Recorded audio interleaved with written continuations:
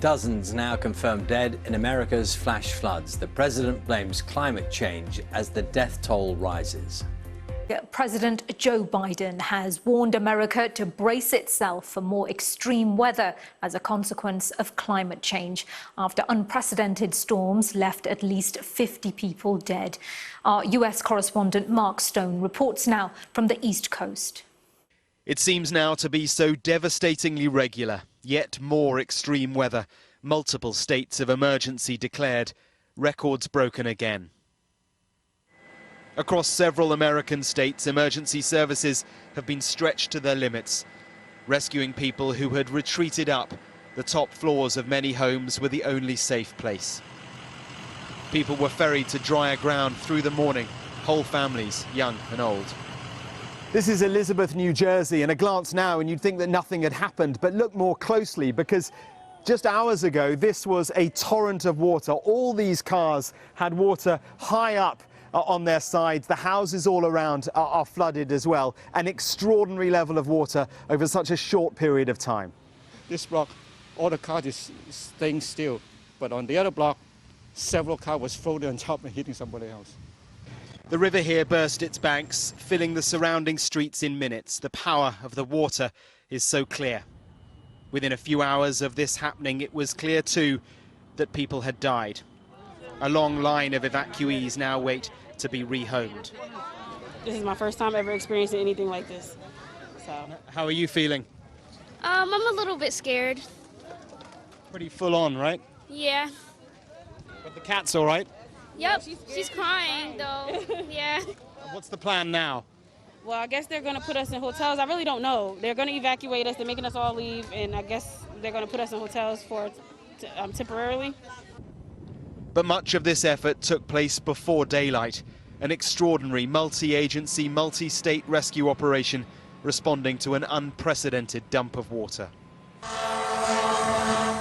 But it wasn't just the volume of water, it was the speed it came. Highways overwhelmed in minutes. And the railways too.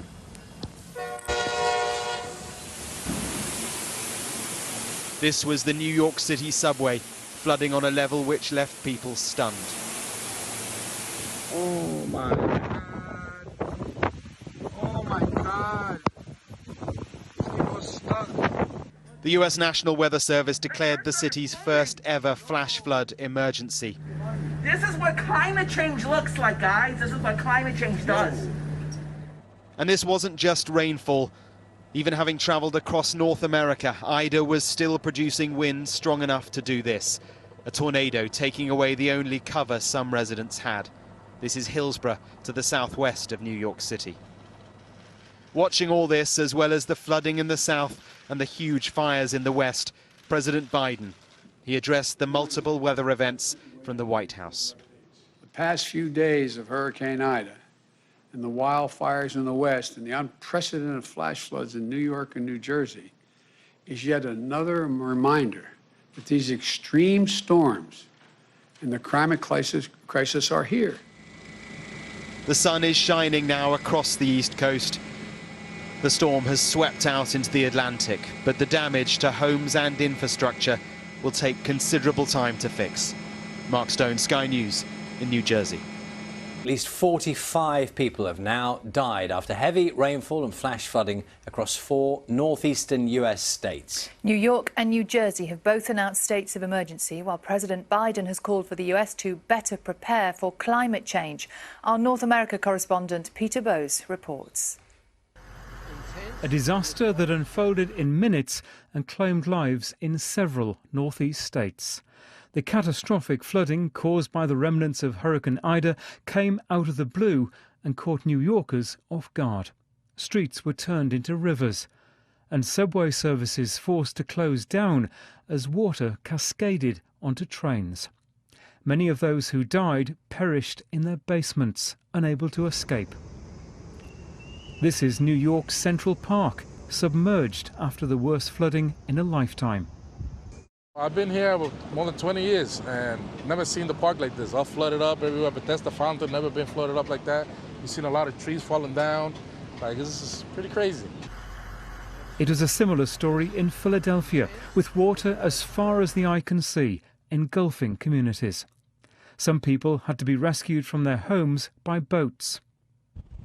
With the death toll still rising in New Orleans after Hurricane Ida struck with its full force on Sunday, and 50,000 people evacuated from parts of Northern California because of a massive forest fire this week, America is feeling the full wrath of extreme climate-related events.